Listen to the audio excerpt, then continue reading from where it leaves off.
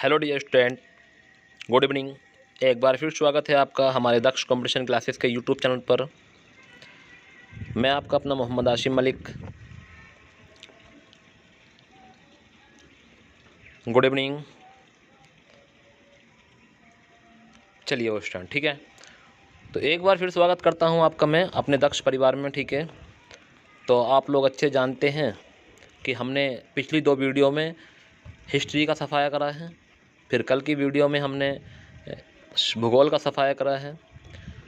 History में हमने 259 प्रश्न लगाए थे और कल के हमने भूगोल के ज्योग्राफी के पीडीएफ में हमने 218 प्रश्न लगाए थे, ठीक है स्टूडेंट।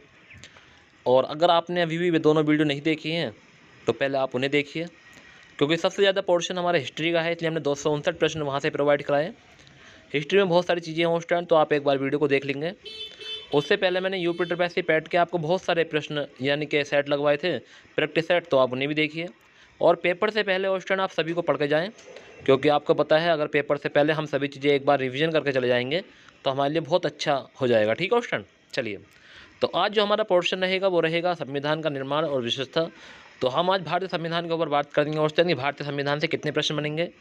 हमारे 143 प्रश्न हमारे संविधान से बनेंगे स्टूडेंट, जो महत्वपूर्ण रहेंगे आने वाले यूपीएससी पैट एग्जाम के लिए, ठीक है स्टूडेंट। अगर आप मेरे चैनल पर न्यू हैं तो चैनल को सब्सक्राइब कर दें, वीडियो को लाइक कर दें। सबसे पहली बात यह है कि आप वीडियो को लाइक ज़रूर करें स्टूडेंट, ठीक है। अगर आप न्यू नहीं हैं तो आप वीडियो को लाइक ज़रूर करें और एक कमेंट करें कि आपको वीडियो कैसी लग रही है, ठीक है स्टूडेंट। अगर आप न्यू हैं तो चैनल को सब्सक्राइब भी करें और वीडियो को लाइक भी करें और चैनल यानी कि वीडियो को शेयर भी करें, ठीक है स्टूडेंट। चलिए शुरुआत करते हैं अपने पहले प्रश्न से। आज का पहला प्रश्न जो रहेगा हमारा क्या रहेगा, तो आज का जो पहला प्रश्न रहेगा वो रहेगा संविधान का निर्माण या विशेषता यानी विशेषता। तो इसमें जो हमारा पहला प्रश्न है क्वेश्चन वो क्या है, पहला प्रश्न है कि भारत की संविधान सभा किसके अनुसार गठित की गई। भारत की संविधान सभा किसके अनुसार गठित की गई। ऑप्शन नंबर पहला है साइमन कमीशन का प्रस्ताव, क्रिप्स प्रस्ताव, माउंट बेटन योजना, कैबिनेट मिशन योजना। तो स्टूडेंट पहले प्रश्न का आंसर जो हो जाएगा वो क्या हो जाएगा, आप सभी लोग जानते हैं, करें कमेंट। तो भारत के संविधान सभा की जो किसके अनुसार गठित की गई थी वो की गई थी कैबिनेट मिशन योजना के तहत। किसके, कैबिनेट मिशन योजना, यानी कि ऑप्शन नंबर डी हो जाएगा। क्वेश्चन नंबर 2 की ओर चलते हैं। संविधान सभा के सदस्यों को निम्न में से किसने प्रत्यक्ष रूप से निर्वाचित किया। तो संविधान सभा के सदस्यों को निम्न में से किसने प्रत्यक्ष रूप से निर्वाचित किया। प्रांतों की विधानसभा, संज्ञा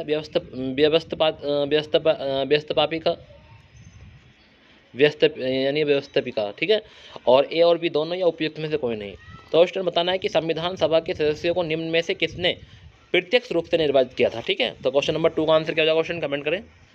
तो क्वेश्चन नंबर 2 का जो आंसर हो जाएगा प्रांतों की विधानसभा। ऑप्शन क्या हो जाएगा, प्रांतों की विधानसभा। नेक्स्ट है क्वेश्चन नंबर 3।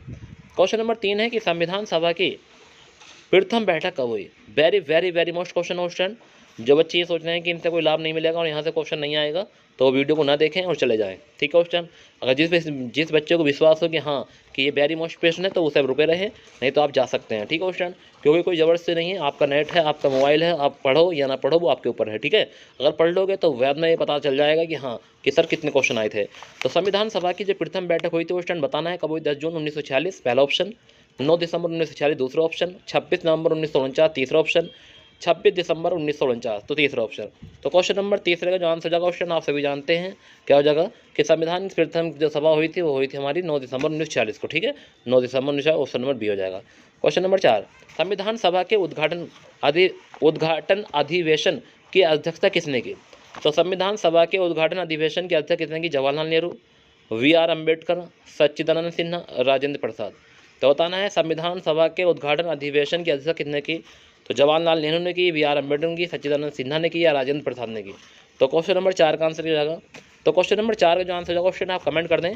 और आप मुझे बार बार ये नहीं कहना करें कि कमेंट करें क्वेश्चन, आप लोग कमेंट खुद क्या करें, मैं आपका सभी कमेंट देखता हूँ, ठीक है क्वेश्चन। तो इसका जो आंसर जाएगा वो हो जाएगा हमारा सच्चिदानंद सिन्हा। क्या हो जाएगा, सच्चिदानंद सिन्हा। नेक्स्ट है संविधान सभा के स्थायी अध्यक्ष कौन थे। वी.आर. अम्बेडकर, महात्मा गांधी, राजेंद्र प्रसाद या सच्चिदानंद सिन्हा। तो संविधान के स्थायी अध्यक्ष बताने हैं कौन थे।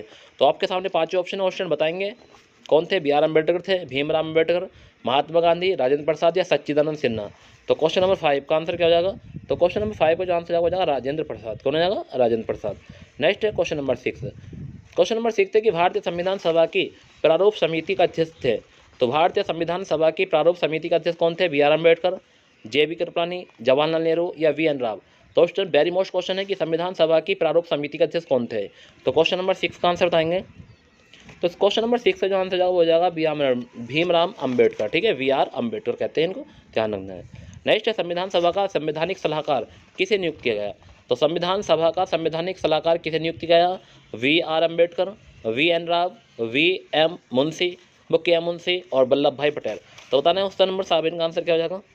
तो क्वेश्चन नंबर 7 का जो आंसर हो जाएगा क्वेश्चन हो जाएगा वी आंसर। कौन हो जाएगा? वी एन राव की है। कौन है? संविधान सभा के संबंधित सलाहकार कौन थे? वी एन राव थे, ठीक है। वेरी मोस्ट क्वेश्चन देखते रहें, अच्छे से बने रहें 143 प्रश्न तक। नेक्स्ट आ रहे हैं क्वेश्चन नंबर 8। क्वेश्चन नंबर 8 है कि संविधान सभा में उद्देश्य प्रस्ताव किसने प्रस्तुत किया? तो संविधान सभा में उद्देश्य प्रस्ताव किसने प्रस्तुत किया? सच्चिदानंद सिन्हा, वल्लभ भाई पटेल, राजेंद्र प्रसाद या जवाहरलाल नेहरू। तो संविधान सभा में उद्देश्य प्रस्ताव किसने प्रस्तुत किया? क्वेश्चन कमेंट करें। तो इसका जो आंसर जाएगा क्वेश्चन क्या हो जाएगा? वेरी गुड, बहुत बढ़िया।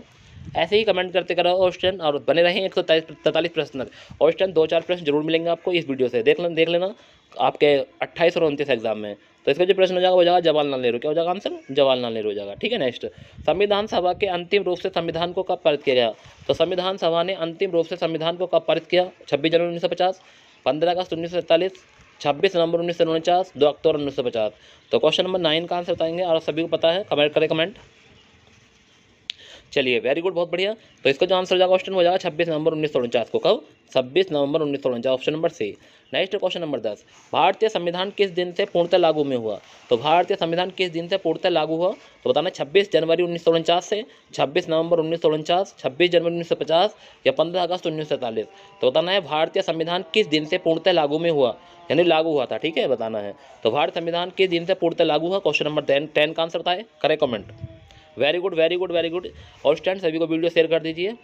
जितने भी आपके साथ के पैड एग्जाम देने वाले हैं सभी से कहिए कि एक बार इस लाइव वीडियो को जरूर लगाएं, क्योंकि अगर आप लाइव वीडियो को लगाएंगे तो आपका ही फायदा है। तो आपके सारे क्वेश्चन रिवीजन हो जाएंगे और इसी कहते हैं क्विक रिवीजन, ठीक है, फटाफट रिवीजन। और मैं फटाफट आपका रिवीजन करा रहा हूँ, 143 प्रश्न आपको 1 घंटे के अंदर अंदर करा दूंगा, ठीक है क्वेश्चन, तो बने रहें।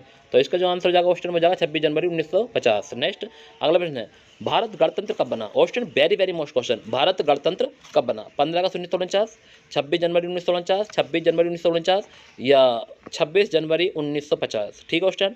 तो 1 नवंबर है, 1 जनवरी है, एक दोनों सन देखो यहाँ 26 नवंबर है या 26 जनवरी है, सन सेम है क्वेश्चन। तो क्वेश्चन नंबर 11 का आंसर बताएं। तो क्वेश्चन नंबर 11 का जो आंसर हो जाएगा क्वेश्चन क्या हो सकता है, बताएं कि भारत गणतंत्र कब बना? तो भारत जो गणतंत्र बना था क्वेश्चन वो बना था 26 जनवरी 1950 को। कब बना था? 26 जनवरी 1950। क्वेश्चन नंबर 12, भारत एक गणतंत्र है, इसका क्या अर्थ है?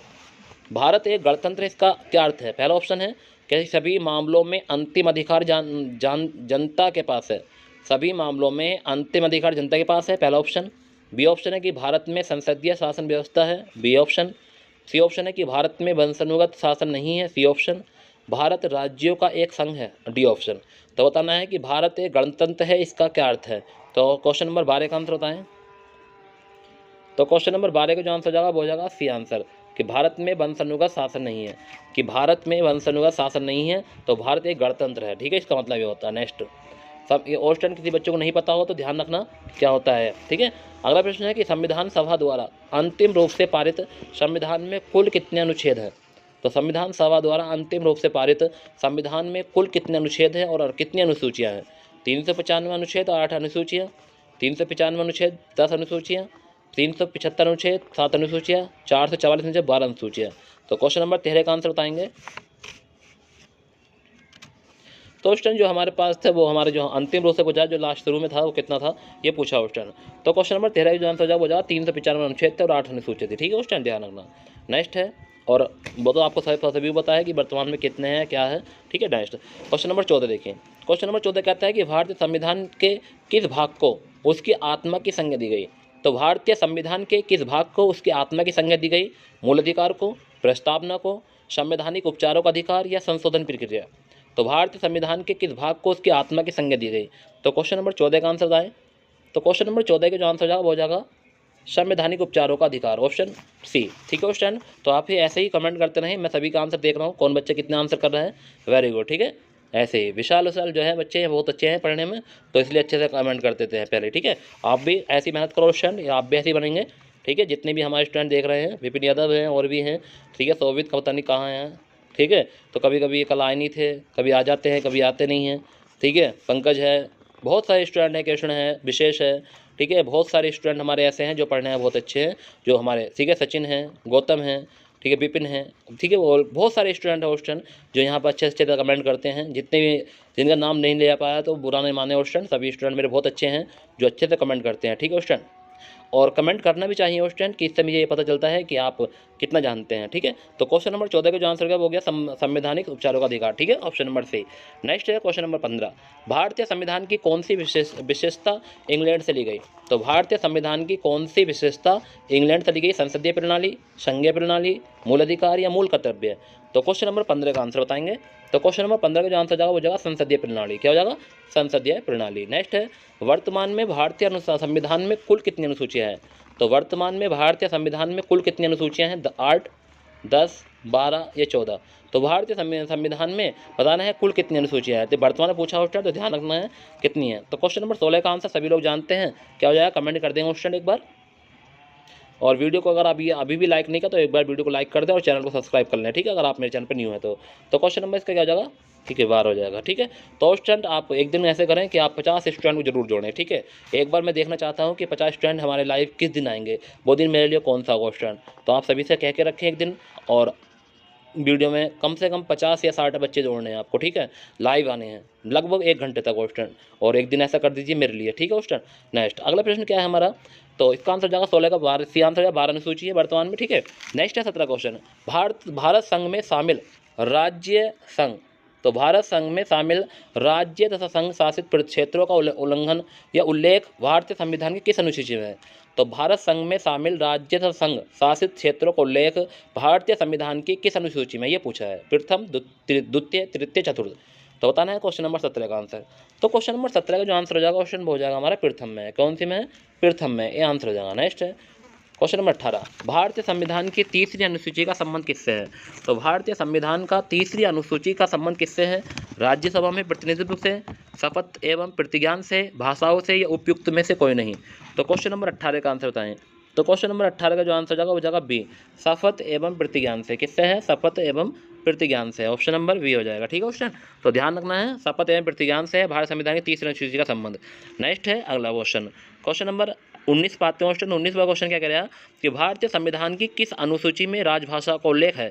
तो भारतीय संविधान की किस अनुसूची में राजभाषा का उल्लेख है स्टूडेंट, सभी को पता होना चाहिए, 7वीं में है, 8वीं में, 9वीं या 10वीं। तो बताएं क्वेश्चन नंबर 19 का आंसर। तो क्वेश्चन नंबर 19 का जो आंसर हो जाएगा वो हो जाएगा 8वीं में। किस में है, 8वीं में है, भारत संविधान की किस अनुसूची में राजभाषा का उल्लेख है, 8वीं में है, ठीक है, ध्यान रखना। दल बदल से संबंधित प्रावधान किस अनुसूची में रखे गए, 5वीं, 6वीं, 8वीं, 10वीं। तो दल बदल से संबंधित प्रावधान किस अनुसूची में रखे गए। तो क्वेश्चन नंबर 20 का आंसर बताएंगे। तो दल बदल आपको पता है कि 10वीं में रखे गए, किस में रखे गए हैं, 10वीं में रखे हैं। वेरी गुड वेरी गुड, ऐसी कमेंट करें स्टूडेंट, बहुत अच्छा लगता है मुझे आप कमेंट करते हैं, ठीक है। अपने दोस्तों को भी जोड़ें और वीडियो को लाइक जरूर कर दें स्टूडेंट, और लास्ट में बता के जाएं कि वीडियो कैसी लगी। नेक्स्ट है क्वेश्चन नंबर 21, पंचायती राज व्यवस्था संबंधित प्रावधान भारतीय संविधान की किस अनुसूची में रखे गए। तो पंचायती राज व्यवस्था संबंधित प्रावधान भारतीय संविधान के किस अनुसूची में रखे गए। तो क्वेश्चन नंबर 21 का आंसर बताएंगे। तो क्वेश्चन नंबर 21 का जो आंसर हो जाएगा क्वेश्चन वो क्या हो जाएगा, आप सभी जानते हैं कि पंचायती राज व्यवस्था संबंधित प्रावधान भारत संविधान की 11वीं अनुसूची में रखे हैं। कौन सी, 11वीं अनुसूची में, ठीक है, ऑप्शन नंबर डी हो जाएगा। कौन सा हो जाएगा, ऑप्शन नंबर डी। नेक्स्ट है, सर्वोच्च न्यायालय के एक निर्णय के अनुसार निजता के अधिकार, राइट टू प्राइवेसी, को संविधान के किस अनुच्छेद के तहत परिभाषित किया गया। तो सर्वोच्च न्यायालय के एक निर्णय के अनुसार निजता के अधिकार को संविधान के किस अनुच्छेद के तहत परिभाषित किया गया। अनुच्छेद 19, अनुच्छेद 21, अनुच्छेद 21 का ए, अनुच्छेद 19A, ठीक है। तो बताना है कि निजता का अधिकार कौन से अनुच्छेद में है, ठीक है। तो बताना है क्वेश्चन नंबर 22, और क्वेश्चन नंबर 22 का जो आंसर हो जाएगा आप सभी जानते हैं कि सर क्या हो जाएगा, बताइए कमेंट में। तो सर इसका जो आंसर हो जाएगा वो जाएगा आर्टिकल 21। किस में हो जाएगा, आर्टिकल 21 हो जाएगा, 21, ठीक है, अनुच्छेद 21, ऑप्शन नंबर बी। भाषाई आधार पर गठित भारत का प्रथम राज्य था। तो भाषाई आधार पर गठित, तो आपको सही पता है कि भाषाई आधार पर कब गठित हुआ था, ठीक है, और बताना है कि भारत का प्रथम राज्य कौन था। तो भाषाई आधार पर गठित भारत का प्रथम राज्य हरियाणा, केरल, तमिलनाडु या आंध्र प्रदेश। तो क्वेश्चन नंबर 23 का आंसर जो हो जाएगा वो हो जाएगा हमारा आंध्र प्रदेश हो जाएगा। सन बताएंगे क्वेश्चन कब हुआ था, करे कमेंट सन, सभी को पता है। चलिए वेरी गुड। नेक्स्ट है पांडिचेरी को किस वर्ष भारतीय संघ में शामिल किया गया। तो पांडिचेरी को किस वर्ष भारतीय संघ में शामिल किया गया। तो क्वेश्चन नंबर 24 का आंसर जगह 1954 में। कब किया गया था, 1954 में किया था, option number B. Question number 25 देखेंगे, भारतीय संविधान निम्नलिखित में से कौन सी नागरिकता प्रदान करता है। एकल नागरिकता, दोहरी नागरिकता, ए और बी दोनों, इनमें से कोई नहीं। तो क्वेश्चन नंबर 25 का आंसर क्या हो जाएगा, क्वेश्चन बताएं, कमेंट करें, ए बी सी डी कौन सा हो जाएगा। तो भारतीय संविधान जो नागरिकता प्रदान करता है वो करता है एकल नागरिकता, ऑप्शन नंबर ए होगा।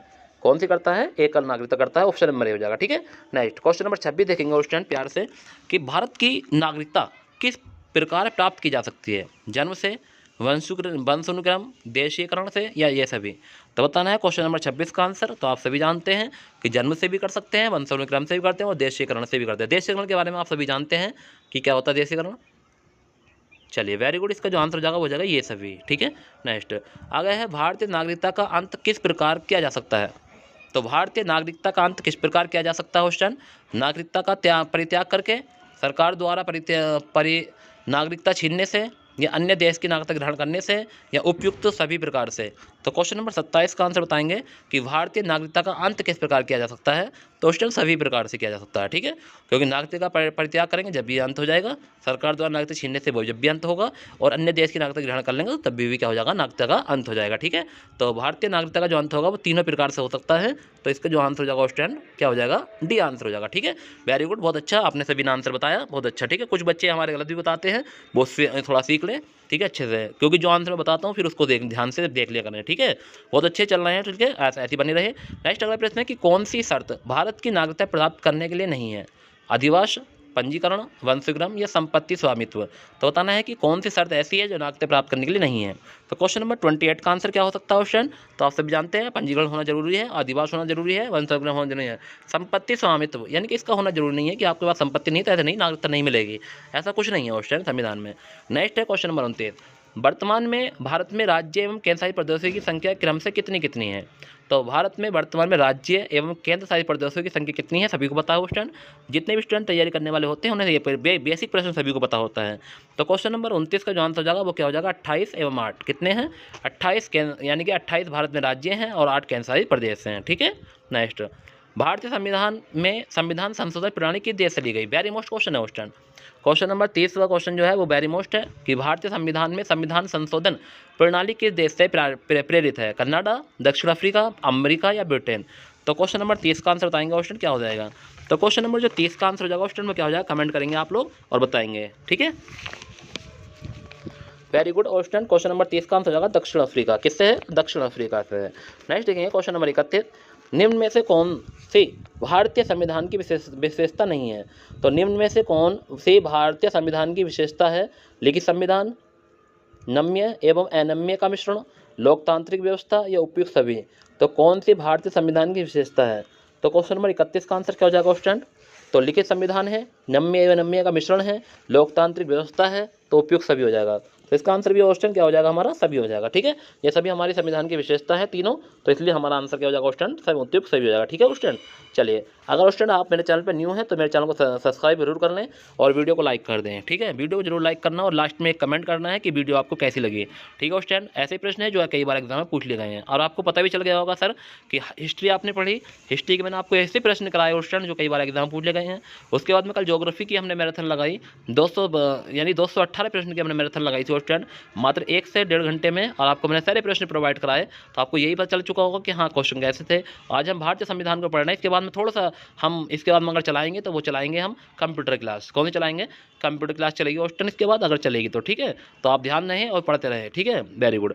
नेक्स्ट अगर देखेंगे, भारतीय संविधान में नागरिकों को मूल अधिकार का वर्णन है। ठीक है, भारतीय संविधान में अब देखो हमारे मूल अधिकार एवं नीति निर्देश सिद्धांत या मूल कर्तव्य चलेंगे। ठीक है, ये भी हमारे वेरी अच्छा वर्ड फैक्ट है क्वेश्चन, यहाँ से जरूर क्वेश्चन बनता है। तो भारतीय संविधान में नागरिकों के मूल अधिकारों का वर्णन है 12 से 35 तक, अनुच्छेद 13 से 36 तक, अनुच्छेद 15 से 39 तक, अनुच्छेद 16 से 40। तो बताना है भारतीय संविधान में नागरिकों के मूल अधिकारों का वर्णन कौन से उसमें है। तो बताना है क्वेश्चन नंबर 32 का आंसर। तो कहाँ से कहाँ तक ऑप्शन? ऑप्शन नंबर ए। वेरी गुड ऑप्शन, ऐसे ही कमेंट कर दिया करें पहले ही मुझसे। ए ऑप्शन है 12 से 35, ठीक है। नेक्स्ट है, वर्तमान में भारतीय नागरिकों को कितने मूल अधिकार प्राप्त है? तो वर्तमान में भारतीय नागरिकों को कितने मूल अधिकार प्राप्त है? 5, 6, 7, 8? करें कमेंट ऑप्शन अगर आपको पता है तो। कितने हैं ऑप्शन? 6 हैं। कितने हैं? 6 हैं। और बताएंगे कौन कौन से हैं वो 6 अधिकार।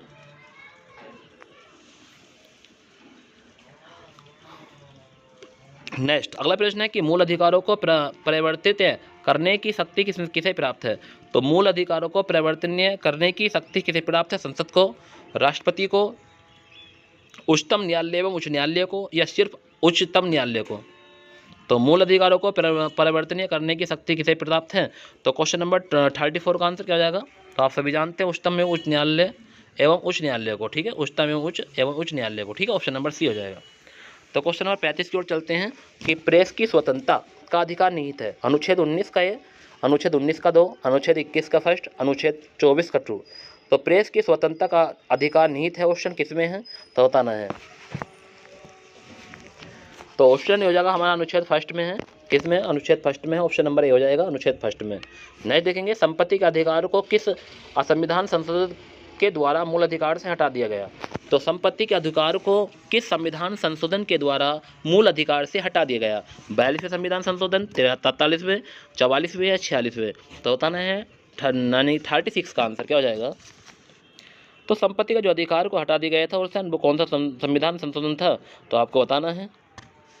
तो इसका जो आंसर जाएगा वो जाएगा 44वें संविधान संशोधन, यानी कि सी आंसर हो जाएगा 44वें संविधान संशोधन।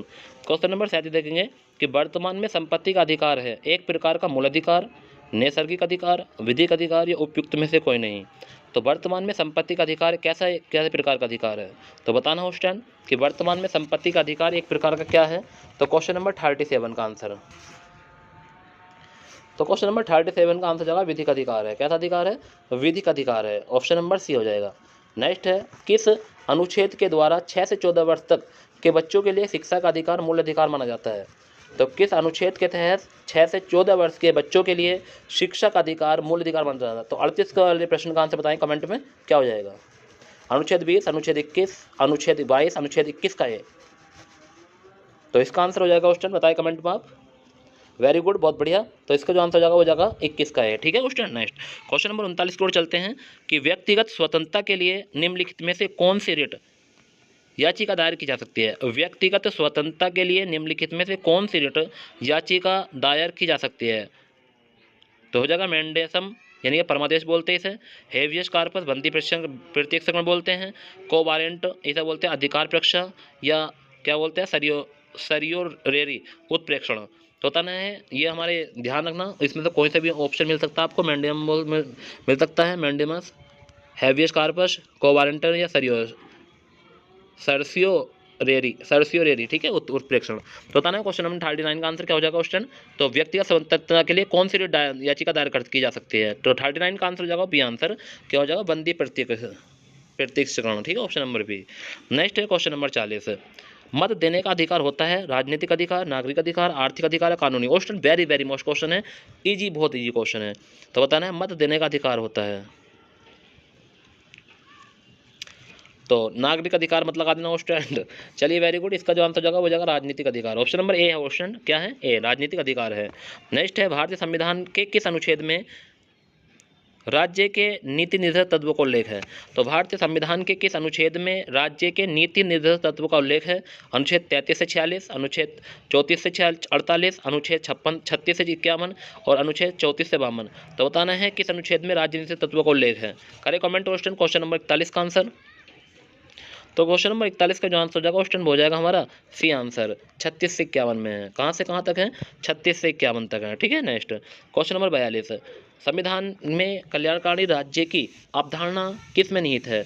तो संविधान में कल्याणकारी राज्य की अवधारणा किस में निहित है? प्रस्तावना में, मूल अधिकार में, या नीति निर्देशक तत्वों में, या मूल कर्तव्य में? तो क्वेश्चन नंबर 42 का आंसर बताएंगे। तो क्वेश्चन नंबर 42 का जो आंसर हो जाएगा क्वेश्चन क्या हो सकता है, आप कमेंट कर दें। तो नीति निर्देशक तत्वों में ऑप्शन सी आंसर हो जाएगा, नीति निर्देशक तत्वों में है।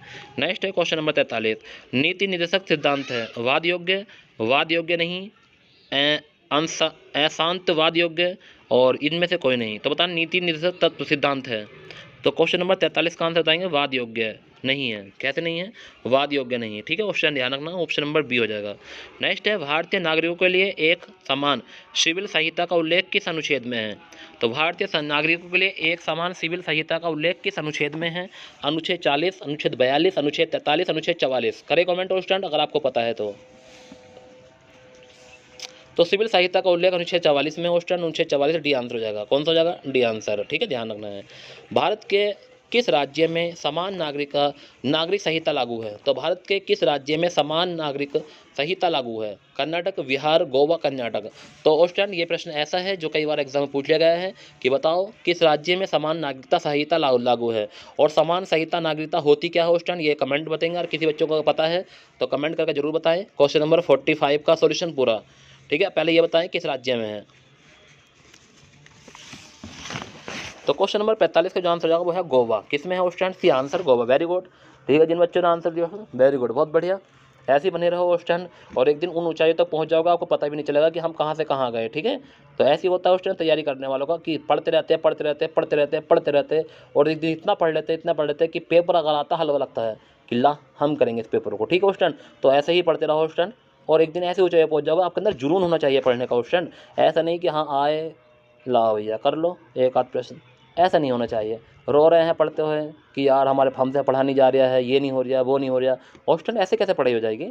आप लोग अच्छे जानते हैं कि हमें पढ़ाई करने के लिए जज्बा होना चाहिए हमारे अंदर आदत होनी चाहिए पढ़ाई की। और 10 से कम 1 से 3 से 4 घंटे लगातार पढ़ने का मेहनत करनी होनी चाहिए। और आप लोग 15 मिनट वीडियो देखते होंगे, उसके बाद बंद कर देते होंगे, चलो भैया चलो।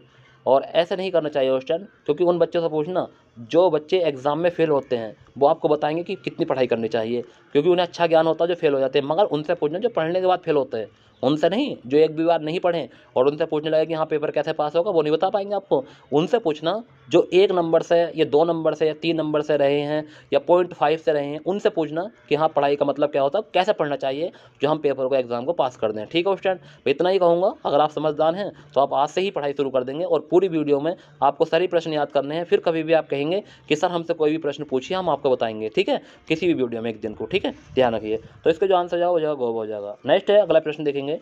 राज्य के नीति निर्धारण सिद्धांत के अनुसार किस आयु तक के बच्चों को निःशुल्क एवं अनिवार्य शिक्षा देने की आशा की जाती है? तो राज्य के नीति निर्धारण सिद्धांत के अनुसार किस आयु तक के बच्चों को निःशुल्क एवं अनिवार्य शिक्षा देने की आशा की जाती है? 14 वर्ष, 16 वर्ष, 8 वर्ष, 12 वर्ष। तो क्वेश्चन नंबर 14 का आंसर 46 का आंसर आप सभी जानते हैं कि कितना हो जाएगा? 14 वर्ष हो जाएगा। कितना हो जाएगा? 14 वर्ष। नेक्स्ट है क्वेश्चन नंबर 47 कि भारतीय संविधान में मूल कर्तव्यों का वर्णन किस अनुच्छेद में है? तो भारतीय संविधान में मूल कर्तव्यों का वर्णन किस अनुच्छेद में है? अनुच्छेद 51, अनुच्छेद 51 का क, अनुच्छेद 52, अनुच्छेद 53। तो भारतीय संविधान में मूल कर्तव्यों का वर्णन किस अनुच्छेद में है? तो बताना है क्वेश्चन नंबर 47। और क्वेश्चन नंबर 47 का जो आंसर हो जाएगा वो हो जाएगा कौन सा हो जाएगा बताएं स्टूडेंट? मूल कर्तव्यों का वर्णन किस अनुच्छेद में है?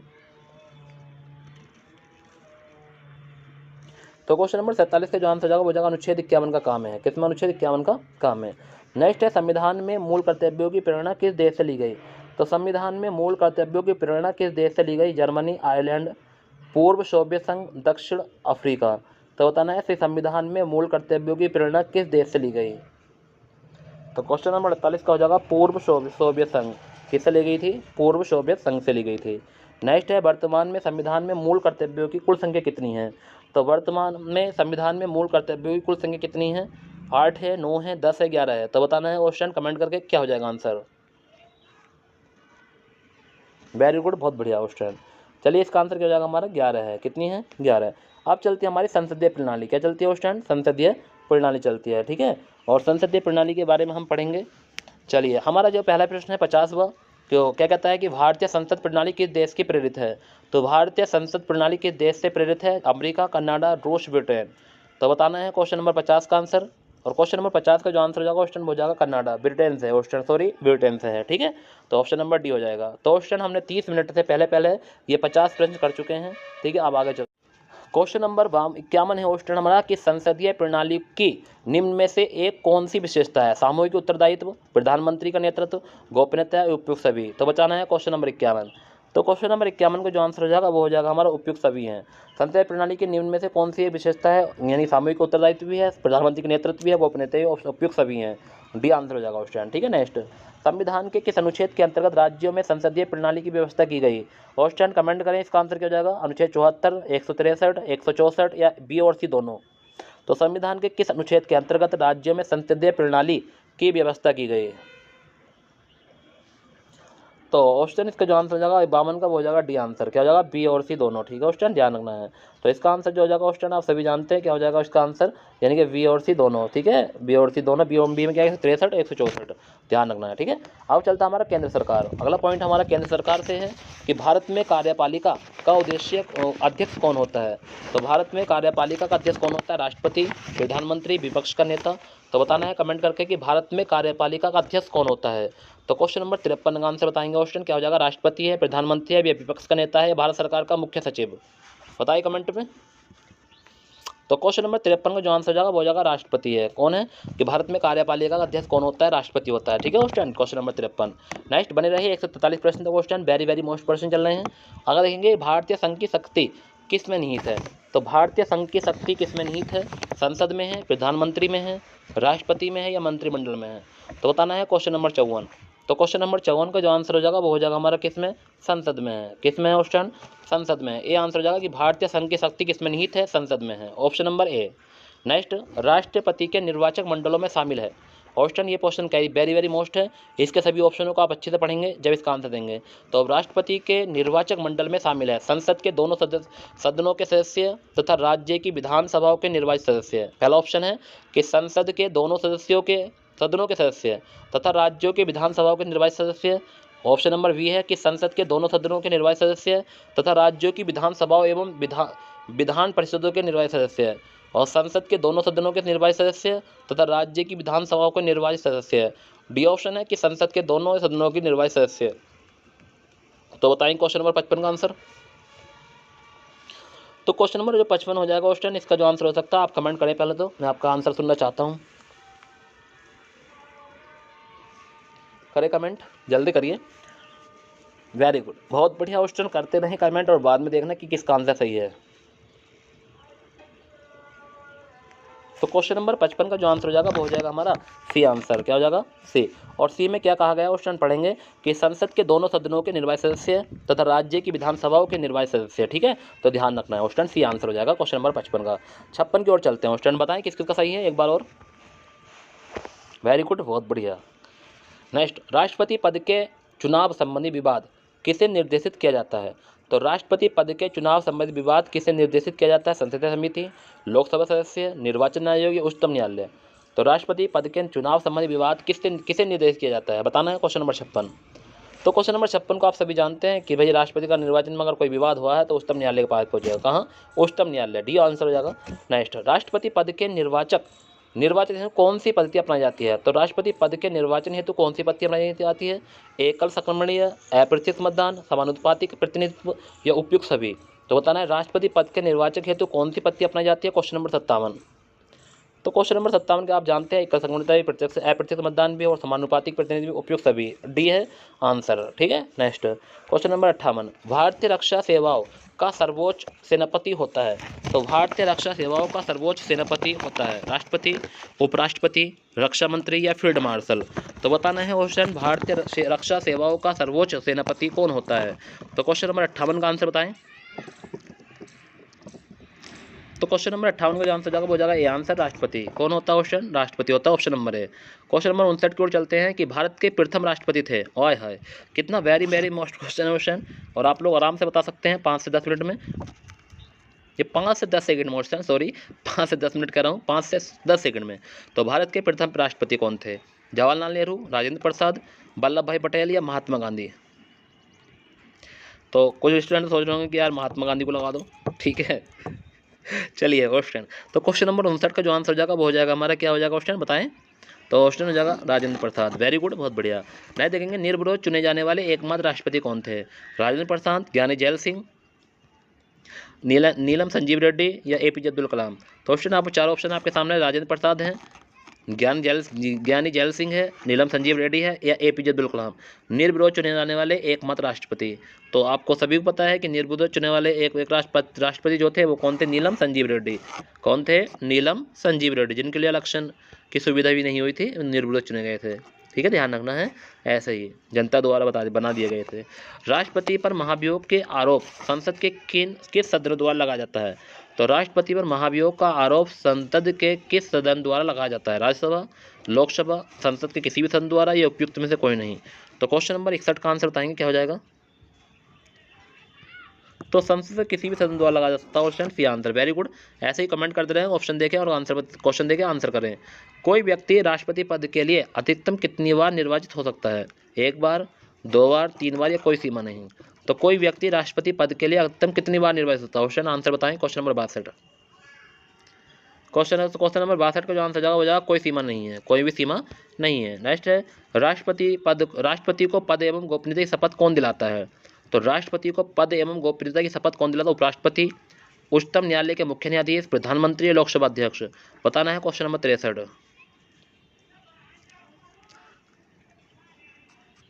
तो क्वेश्चन नंबर 63 का आंसर जो जाएगा उच्चतम न्यायालय के मुख्य न्यायाधीश। क्या हो जाएगा? उच्चतम न्यायालय के मुख्य न्यायाधीश राष्ट्रपति पद को गोपनीय शपथ दिलाते हैं। ठीक है, ध्यान रखना है।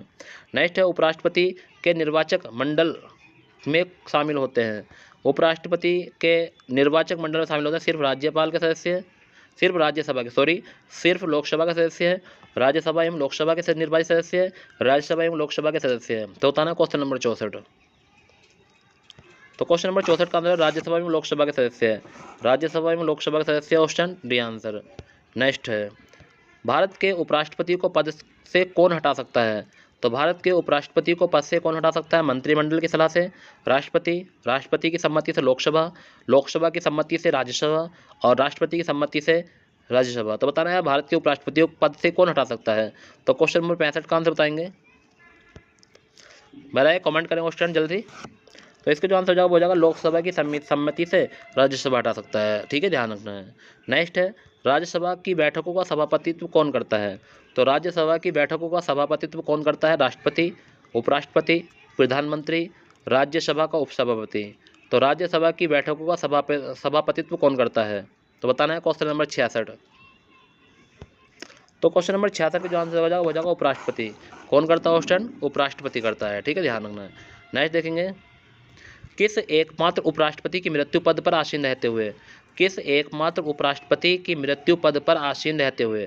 कृष्णकांत, जीएस पाठक, वीडी जत्ती या मोहम्मद हिदायतुल्लाह? तो किस एकमात्र उपराष्ट्रपति की मृत्यु पद पर आसीन रहते हुए हुई? तो ध्यान रखना है, किस एकमात्र उपराष्ट्रपति की मृत्यु पद पर आसीन रहते हुए हुई थी, तो बताना है। तो 67 का जो आंसर हो जाएगा ऑप्शन वो क्या हो जाएगा? तो कृष्णकांत हो जाएगा, ऑप्शन नंबर ए कृष्णकांत। नेक्स्ट है क्वेश्चन नंबर 68, निम्न में से कौन सदन का स्थायी एवं उच्च सदन है? तो निम्न में से कौन सा संसद यानी निम्न में से कौन संसद का स्थायी एवं उच्च सदन है? तो लोकसभा, राज्यसभा, ए और बी दोनों, ये इनमें से कोई नहीं। तो कौन सा संसद यानी कौन ये पूछा, कौन था नहीं, कौन संसद का स्थायी एवं उच्च सदन, ये पूछा है। संसद का स्थायी एवं उच्च सदन कौन सा है, ये पूछा है। ऑप्शन बताएं। तो 68 का जो हो जाएगा वो जाएगा राज्यसभा है। कौन सा है? राज्यसभा है। ठीक है, ध्यान रखना।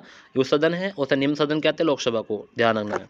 नेक्स्ट है, राष्ट्रपति द्वारा राज्यसभा में कितने सदस्य मनोनीत किए जाते हैं? तो राष्ट्रपति द्वारा राज्यसभा में कितने सदस्यों को मनोनीत किया जाता है? Question number 69। तो क्वेश्चन नंबर 69 का आप जो सभी लोग जानते हैं कमेंट कर देंगे। यह है ऑप्शन है 10 है, 11, 12 या 14। तो इसका जो आंसर जाएगा वो जाएगा 12। कितने? 12। लोकसभा एवं राज्यसभा के 2 अधिवेशनों के बीच अधिकतम कितने समय का अंतर होता है?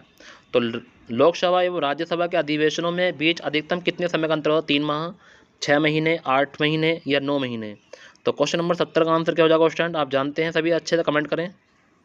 6 महीने, very good. Next question number 71 देखेंगे, कोई विधेयक धन विधेयक है या है, इसका निर्णय कौन लेता है? कोई विधेयक धन विधेयक है, इसका निर्णय कौन लेता है? प्रधानमंत्री, लोकसभा का महासचिव, राष्ट्रपति या लोकसभा अध्यक्ष? तो कोई विधेयक धन विधेयक है या इसका निर्णय कौन लेता है? ऑप्शन कमेंट करेंगे। Question number 71। तो क्वेश्चन नंबर 71 का जो आंसर हो जाएगा वो हो जाएगा लोकसभा अध्यक्ष। कौन लेता है? लोकसभा अध्यक्ष। नेक्स्ट है, संसद के संयुक्त अधिवेशन को कौन बुलाता है? तो संसद के संयुक्त अधिवेशन को कौन बुलाता है? राष्ट्रपति, प्रधानमंत्री, लोकसभा अध्यक्ष या विपक्ष का नेता? तो क्वेश्चन नंबर 72 का आंसर बताएं स्टूडेंट सभी। और जो स्टूडेंट अभी हमें लाइव नहीं है तो उन्हें एक बार लिंक सेंड कर दीजिए स्टूडेंट, 1 सेकंड लगेगा, और उन्हें बुला लीजिए कि हाँ क्लास लाइव है, एक बार ज़रूर देख लें अपनी मेहनत को कि उन्होंने कितना पढ़ रखा है। तो संसद के संयुक्त अधिवेशन को कौन बुलाता है स्टूडेंट, बताना है। तो क्वेश्चन नंबर 72 का आंसर, तो क्वेश्चन नंबर 72 हो जाएगा राष्ट्रपति। कौन बुलाता है? राष्ट्रपति बुलाता है। प्रधानमंत्री की नियुक्ति कौन करता है? लोकसभा अध्यक्ष, राष्ट्रपति, उपराष्ट्रपति या बहुमत दल का नेता? तो प्रधानमंत्री की नियुक्ति कौन करता है? लोकसभा अध्यक्ष, राष्ट्रपति, उपराष्ट्रपति, बताना है स्टूडेंट। Question number 73। तो क्वेश्चन नंबर 73 का जो आंसर हो जाएगा वो हो जाएगा, क्या हो जाएगा स्टूडेंट, कमेंट करें। राष्ट्रपति करता है। कौन करता है? राष्ट्रपति। नेक्स्ट है क्वेश्चन नंबर 74। स्वतंत्र भारत के प्रथम प्रधानमंत्री थे। तो स्वतंत्र भारत के प्रथम प्रधानमंत्री वल्लभ भाई पटेल, राजेंद्र प्रसाद, जवाहरलाल नेहरू, महात्मा गांधी। तो स्वतंत्र भारत के प्रथम प्रधानमंत्री कौन थे स्टूडेंट, बताना है। Question number 74। तो क्वेश्चन नंबर 74 का जो आंसर हो जाएगा स्टूडेंट हो जाएगा जवाहरलाल नेहरू। कौन थे? जवाहरलाल नेहरू थे। ठीक है। नेक्स्ट, प्रधानमंत्री या कोई मंत्री जो संसद के किसी भी सदन का सदस्य नहीं है, उसे मंत्री पद पर बने रहने के लिए कितने दिनों के अंदर संसद का सदस्य बनना आवश्यक है? तो प्रधानमंत्री या किसी मंत्री को जो संसद का किसी भी सदन का सदस्य नहीं है, उसे मंत्री पद पर बने रहने के लिए कितने दिनों के अंदर संसद का सदस्य बनना आवश्यक है? 3 माह, 6 माह, 9 माह या 1 वर्ष? तो क्वेश्चन नंबर 75 का आंसर बताएंगे 75 का। तो वेरी गुड, बहुत अच्छा, आप लोग कमेंट करते हैं, बहुत अच्छा लगता है मुझे, ऐसे ही बने रहे 143 प्रश्न तक। तो इसका हो जाएगा 6 माह। नेक्स्ट है 76। मंत्री परिषद सामूहिक रूप से किसके प्रति उत्तरदायी होती है? प्रधानमंत्री, राष्ट्रपति, लोकसभा या राज्यसभा? तो मंत्री परिषद सामूहिक रूप से किसके प्रति उत्तरदायी होती है? तो करें कमेंट क्वेश्चन नंबर 76 का आंसर। तो क्वेश्चन नंबर 76 का हो जाएगा लोकसभा के उत्तरदायी होती है। किसके होती है? सामूहिक रूप से किसके प्रति उत्तरदायी होती है? लोकसभा के। नेक्स्ट है, यदि किसी मंत्री के विरुद्ध अविश्वास मत पारित हो जाए तो, ठीक है ध्यान रखना है, यदि किसी मंत्री के विरुद्ध अविश्वास मत पारित हो जाए तो सिर्फ संबंधित मंत्री त्यागपत्र देते हैं, प्रधानमंत्री को त्यागपत्र देना होता है, या मंत्रिपरिषद इस्तीफा देगा, या उपयुक्त में से कोई नहीं? तो बताना है स्टूडेंट, यदि किसी मंत्री के विरुद्ध अविश्वास मत पारित हो जाए तो क्या होता है फिर?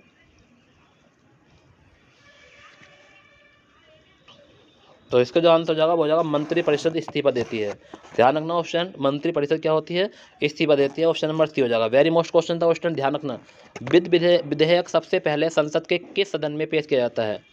तो वित्त विधेयक सबसे पहले संसद के किस सदन में पेश किया जाता है? लोकसभा, राज्यसभा, किसी भी सदन में, या उपयुक्त में से कोई नहीं? तो क्वेश्चन नंबर 78 का आंसर बताएं। तो क्वेश्चन नंबर 78 का जो आंसर होगा क्वेश्चन कमेंट करें। Very good, very good, very good, very good. Question जो पढ़ने वाले स्टूडेंट हैं वो अभी तक रुके हुए हैं, जो जा चुके हैं उनसे एक बार कहना चाहूँगा कि अगर मेरी वीडियो देखना आया करें तो बिल्कुल जाने का मन ना बनाया करें स्टूडेंट। अगर आप लोग ऐसे टूट के वीडियो देखोगे तो क्या सिलेक्शन होगा आप लोगों का यार? एक प्रश्न देखते हैं चले जाते हैं, एक प्रश्न देखते हैं चले जाते हैं, ऐसे क्या सिलेक्शन होगा आप लोगों का? 20-22 बच्चे लगातार बने रहते हैं और स्टूडेंट, कम से कम 30-40 बच्चे लगातार ऐसे बने होने चाहिए कि हाँ जो रेगुलर वीडियो देखें। क्यों? क्योंकि उससे बहुत बड़ा बेनिफिट होगा स्टूडेंट आपको, या आप भी जानते हैं कि अगर हम सारे क्वेश्चन लगाएंगे तो बेनिफिट अलग ही नजर आएगा। ठीक है। तो क्वेश्चन नंबर 78 का आंसर है लोकसभा। चलिए कोई नहीं, हमें क्या दिक्कत है क्वेश्चन आप नहीं देख रहे हैं, मगर आप एक बात का ध्यान देना क्वेश्चन कि आप मेरी कोई सी वीडियो देखना कि कितनी चल रही है क्वेश्चन, कितने लोग देख रहे हैं, कुछ तो उन्होंने देखा होगा उस वीडियो के अंदर, और टाइमिंग कितना चल रहा है क्वेश्चन ये देखना। क्योंकि क्वेश्चन आपको नहीं पता अभी इस बात का कि चैप्टर बाई चैप्टर बहुत कम लोग कराते हैं, बस वही कराते हैं कि 20 प्रश्न ले आए, 10 प्रश्न ले आए और अपना आए यूट्यूब पर अपने लिए फेमस हो गए कि हाँ वो सर यूट्यूब पर हैं। मेरे लिए ऐसा नहीं हो स्टूडेंट, मैं ये चाहता हूँ कि आप लोगों का सिलेक्शन हो और आप मुझे जब बताएं कि हाँ आसिम सर ने हमें पढ़ाया था, हमारा वहाँ सिलेक्शन हुआ है। ठीक है स्टूडेंट, ऐसा होना चाहिए। ऐसा नहीं है कि मैं 10-20 क्वेश्चन आपके लिए ले आऊँ और मैं आपको पढ़ा दूँ और मैं बाद में ये कहूँ कि मैं यूट्यूब पर आया था। अबे यार यूट्यूब से आने मतलब क्या है? यूट्यूब से आने से कोई मतलब नहीं है स्टूडेंट। हमारा नाम कब होगा? जब आप लोग सिलेक्शन लेंगे, और आप लोगों को सिलेक्शन जिस दिन हो गया स्टूडेंट तो हमारा नाम एक दिन एक ऐसा होगा, ऐसा होगा, ऐसा होगा, ऐसा होगा कि दुनिया अगर हमारे नाम को दबाना चाहेगी तो किसी के इसने अंदर हिम्मत नहीं होगी कि हमारा नाम दबा सके। ठीक है स्टूडेंट, चलिए कोई नहीं, आप लोग देखो मेरा कहना इतना ही है कि आप लोग लगातार वीडियो में बने रहा करें। ठीक है, अगर शुरू से आप वीडियो देख रहे हैं तो लास्ट तक वीडियो देखे करें, क्योंकि कोई इतना ज़्यादा टाइम थोड़ी ले रहा हूँ मैं आपका, 1 से 1.5 घंटा, और 1 से 1.5 घंटा आप पढ़ लेंगे और एक क्वेश्चन भी ज़्यादा कराता हूँ स्टूडेंट, तो इसलिए ध्यान रखें। नेक्स्ट है क्वेश्चन नंबर 79 कि निम्नलिखित में से किसे लोकसभा की कार्यवाही कार्यवाहियों में भाग लेने का अधिकार तो है परंतु मत देने का अधिकार नहीं है। महान्यायवादी, अधिवक्ता, विपक्ष का नेता या राज्यसभा का सभापति। तो बताना है क्वेश्चन, निम्नलिखित में किसे लोकसभा की कार्यवाही में भाग लेने का अधिकार तो है परंतु मत देने का अधिकार नहीं है। तो बताएंगे कौन है क्वेश्चन, वो व्यक्ति महान्यायवादी है, अधिवक्ता है, विपक्ष का नेता है, राज्यसभा का सभापति है। तो बताएंगे क्वेश्चन नंबर 79 का आंसर। तो क्वेश्चन नंबर 79 का आंसर हो जाएगा क्वेश्चन, आप सभी जानते हैं महान्यायवादी। कौन है? महान्यायवादी हैं, ध्यान रखना है। नेक्स्ट है क्वेश्चन नंबर 80, लोकसभा का विघटन कौन कर सकता है? राष्ट्रपति, प्रधानमंत्री, गृह मंत्री या लोकसभा अध्यक्ष। तो लोकसभा का विघटन कौन कर सकता है क्वेश्चन, तो बताना है राष्ट्रपति कर सकते हैं, प्रधानमंत्री या गृह मंत्री या लोकसभा अध्यक्ष। Question number 80। तो क्वेश्चन नंबर 80 का जो हो जाएगा वो हो जाएगा राष्ट्रपति कर सकते हैं। कौन कर सकते हैं? राष्ट्रपति।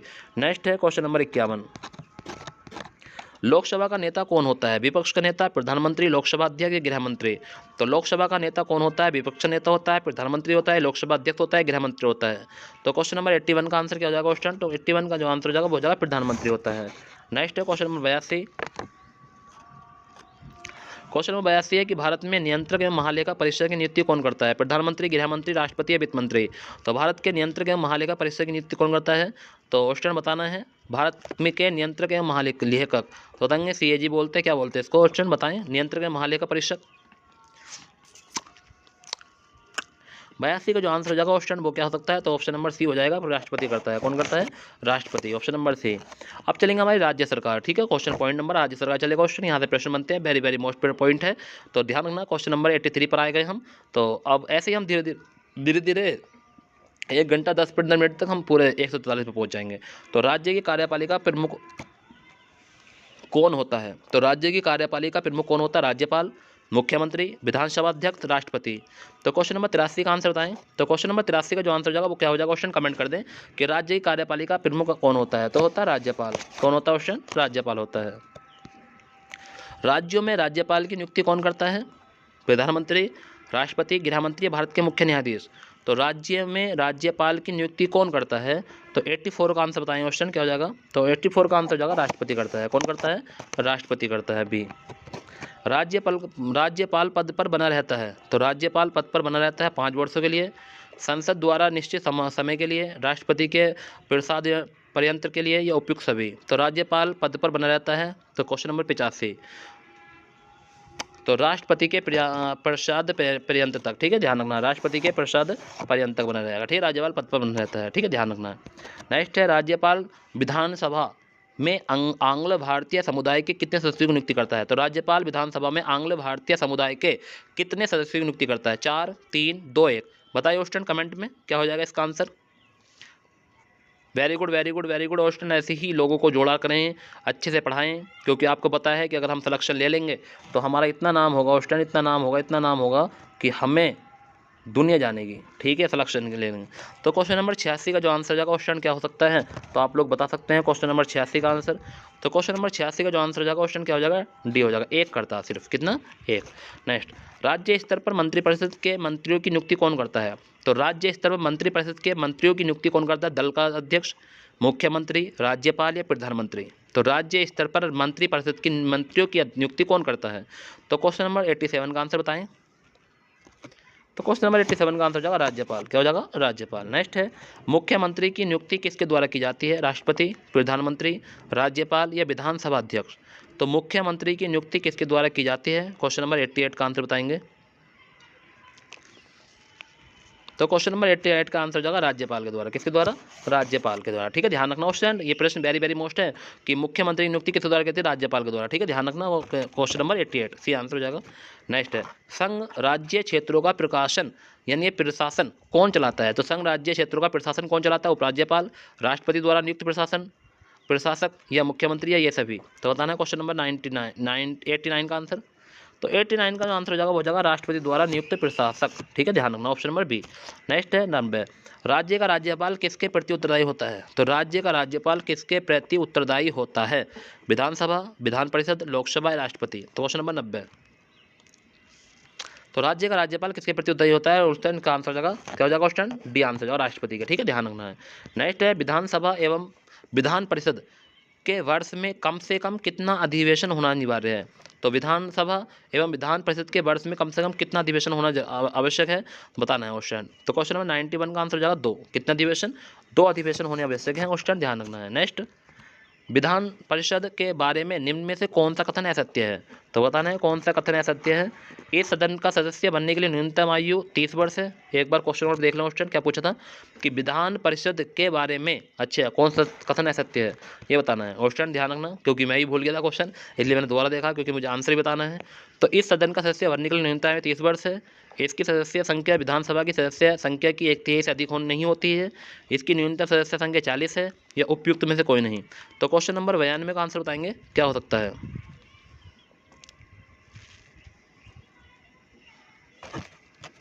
तो इसका आंसर हो जाएगा उपयुक्त में से कोई नहीं। ठीक है क्वेश्चन ध्यान रखना है, उपयुक्त में से कोई नहीं, डी आंसर।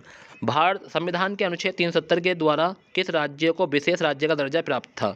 तो भारतीय संविधान के अनुच्छेद 370 के द्वारा किस राज्य को विशेष राज्य का दर्जा प्राप्त था? Question number 93। तो इसका आंसर सभी जानते हैं, जब था लगा दिया, जम्मू कश्मीर को। ठीक है, वेरी गुड, बहुत बढ़िया, सी आंसर हो जाएगा। नेक्स्ट है, वर्तमान में भारत में कितने राज्यों में विधान परिषद कार्यरत है?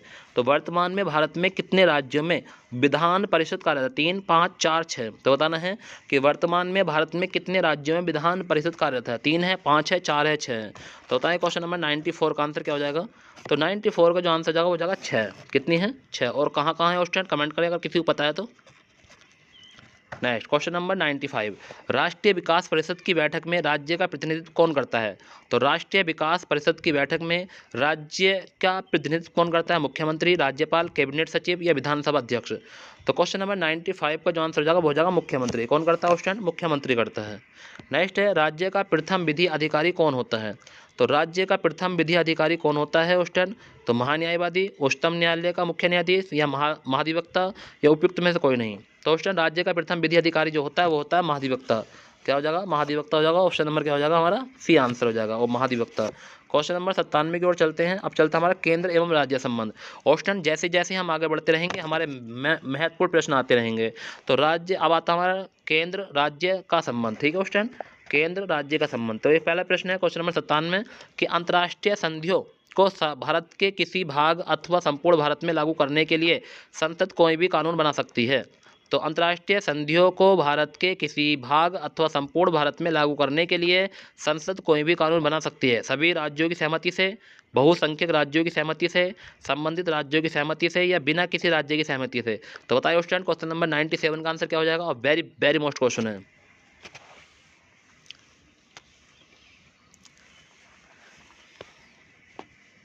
करें कमेंट क्वेश्चन। चलिए क्वेश्चन इसका जो आंसर हो जाएगा वो क्या हो सकता है, आप लोगों ने कमेंट किया, बहुत बढ़िया, गजब। क्वेश्चन किसी के आंसर अगर गलत होते हैं तो बुरा नहीं माने करें कि हाँ मेरा आंसर गलत हो गया, क्योंकि आप जब भी मेहनत करोगे जब भी आपका आंसर गलत जाएंगे। ठीक है, क्योंकि हारा हुआ इंसान एक बार फिर से जब मेहनत करता है तो तुम्हें पता है कैसी मेहनत करता है वो। तो ये क्वेश्चन नंबर 97 का जो आंसर हो जाएगा वो क्या हो जाएगा क्वेश्चन, आप सभी जानते हैं, बताएं क्या हो जाएगा आंसर।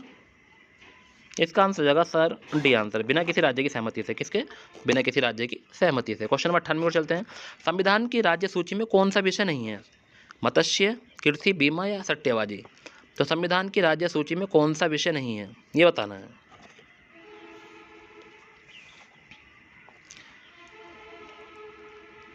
तो बीमा नहीं है क्वेश्चन, क्या नहीं है? बीमा नहीं है, और बाकी सभी है, बीमा नहीं है। केंद्र और राज्य के बीच वैधानिक शक्तियों को बंटवारा दिया गया है 5वीं अनुसूची में, 8वीं में, 6वीं अनुसूची, या 7वीं में? बताएं क्वेश्चन। क्वेश्चन नंबर 99 का आंसर क्या हो जाएगा? केंद्र और राज्यों के बीच वैधानिक शक्तियों का बंटवारा दिया गया है, किसमें, कौन सी अनुसूची में दिया गया? तो क्वेश्चन नंबर 99 का आंसर हो जाएगा 7वीं अनुसूची में। कौन सी? 7वीं अनुसूची में। ठीक है, नेक्स्ट, निम्नलिखित में से किसने भी निर्धारित होता है कि भारत का संविधान परिसंघीय है? तो किनके द्वारा भी निर्धारित होता है कि भारत का संविधान परिसंघीय है? संविधान लिखित और अनम्य है, नगरपालिका स्वतंत्र है, अवशिष्ट शक्तियों का केंद्र में निहित होता है, केंद्र और राज्य के बीच शक्तियों का वितरण। तो क्वेश्चन नंबर 100 का आंसर बताया क्या हो जाएगा? तो इसके जो आंसर हो जाएगा स्टूडेंट कि भी निर्धारित होता है कि भारत का संविधान परिसंघीय है, तो इसका है केंद्र और राज्य के बीच शक्तियों का वितरण। ठीक है, option number D. Next question number 101। Question 143 प्रश्न लेकर आए हूँ बस मात्र आपके लिए, बन रहे कुछ पल और। तो भारतीय संविधान में अवशिष्ट अधिकारों को संघीय सरकार को दिए जाते हैं, राज्य सरकार को दिए जाते हैं, संघीय तथा राज्य सरकार दोनों को दिए जाते हैं, ना तो संघीय और ना ही राज्य सरकार को दिए जाते हैं। तो बताइए क्वेश्चन 101 का आंसर क्या हो जाएगा? तो भारतीय संविधान के अवशिष्ट अधिकार संघीय राज्य सरकार को दिए जाते हैं, किसे? संघीय सरकार को। ठीक है, ध्यान रखना, ऑप्शन नंबर ए हो जाएगा। नेक्स्ट देखेंगे क्वेश्चन नंबर 102, भारत में संघीय राज्यों का प्रशासन कौन होता है? तो भारत में संघ राज्यों का प्रशासन कौन होता है? उपराष्ट्रपति, वो राष्ट्रपति, उपराज्यपाल, गृह मंत्री या प्रशासन द्वारा? तो बताएं क्वेश्चन नंबर 102 का आंसर क्या हो जाएगा। तो भारत में संघ राज्यों का प्रशासन होता है, कौन होता है ऑप्शन? तो 102 का जो आंसर हो जाएगा वो हो जाएगा राष्ट्रपति द्वारा। किसके द्वारा? राष्ट्रपति द्वारा, ऑप्शन नंबर ए। नेक्स्ट है, अध्यक्षात्मक सरकार के काम करने का सिद्धांत है।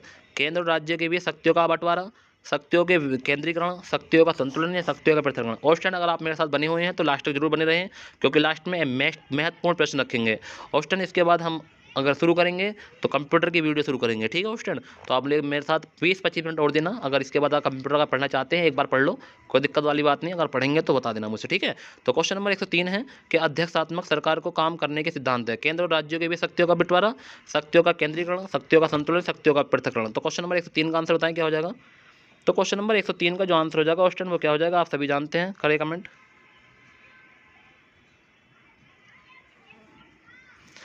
तो 103 का जो आंसर हो जाएगा ऑप्शन का क्या हो जाएगा, बी आंसर हो जाएगा। क्या हो जाएगा, बी, शक्तियों का क्या केंद्रीकरण, ठीक है, केंद्रीकरण, ऑप्शन नंबर बी। नेक्स्ट है क्वेश्चन नंबर 4, सरकारिया आयोग का गठन किया जाता है।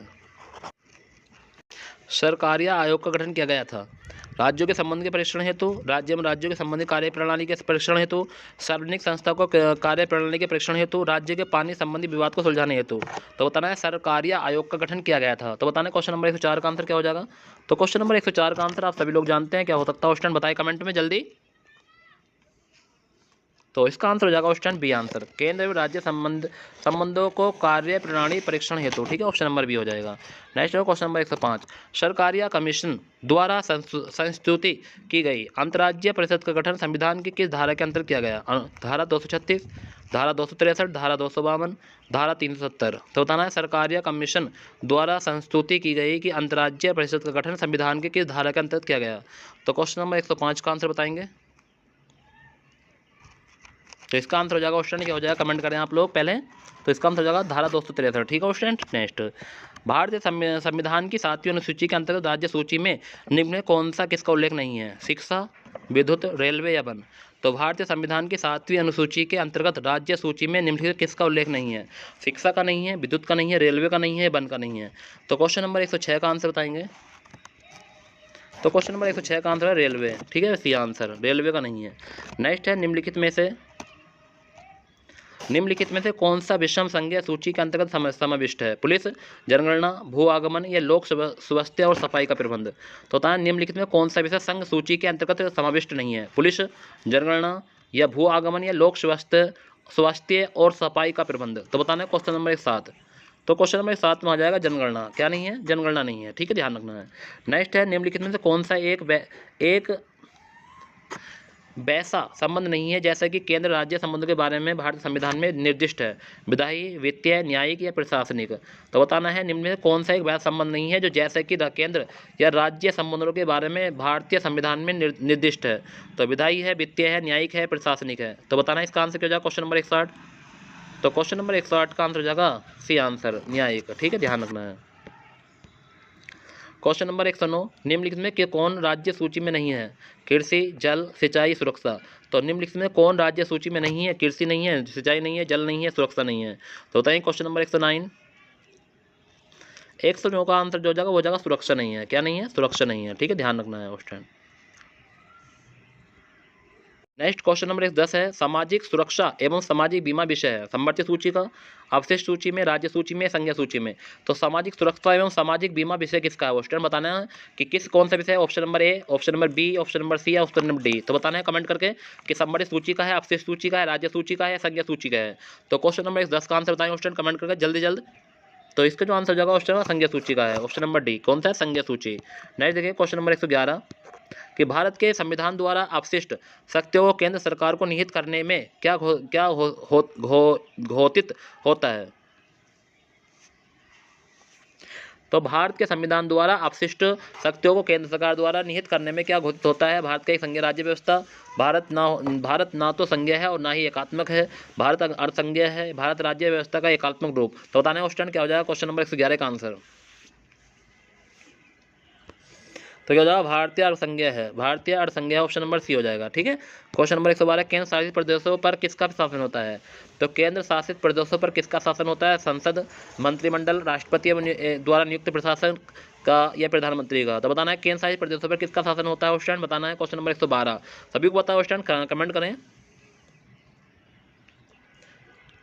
तो इसका जो आंसर जाएगा वो जाएगा राष्ट्रपति द्वारा नियुक्त प्रशासक का। ठीक है, ध्यान रखना है।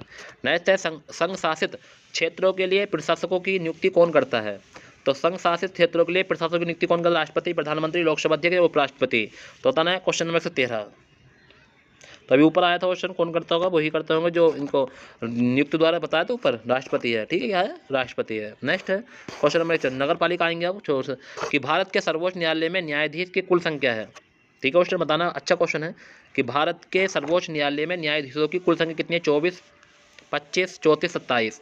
तो क्वेश्चन नंबर 14 का आंसर क्या हो जाएगा क्वेश्चन बताएं, कि भारत के सर्वोच्च न्यायालय में न्यायाधीशों की कुल संख्या कितनी है? तो इसका जो आंसर हो जाएगा क्वेश्चन क्या हो सकता है, कमेंट कर दें।